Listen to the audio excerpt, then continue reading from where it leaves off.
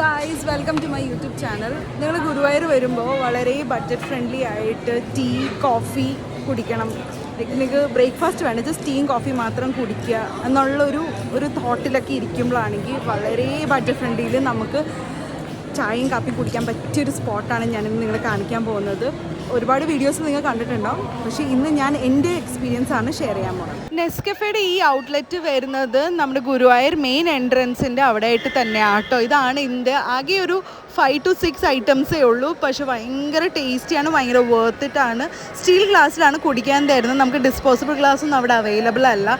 അപ്പോൾ called chocolate ഞാൻ പിള്ളേർക്ക് വേണ്ടിയിട്ട് ഒരു കാലി ബോട്ടിൽ വാങ്ങുവാട്ടോ ഞാൻ ചെയ്തത്. എൻ്റെ നല്ല ചൂടാട്ടോ, ഈ ചൂട് സമയത്ത് കുടിക്കാൻ പറ്റിയ സാധനമാണ് കോൾഡ് ചോക്ലേറ്റും കോൾഡ് കോഫി. അപ്പം ഞാൻ ഈ നെസ്കഫേയുടെ ഈ ഔട്ട്ലെറ്റിൽ നിന്ന്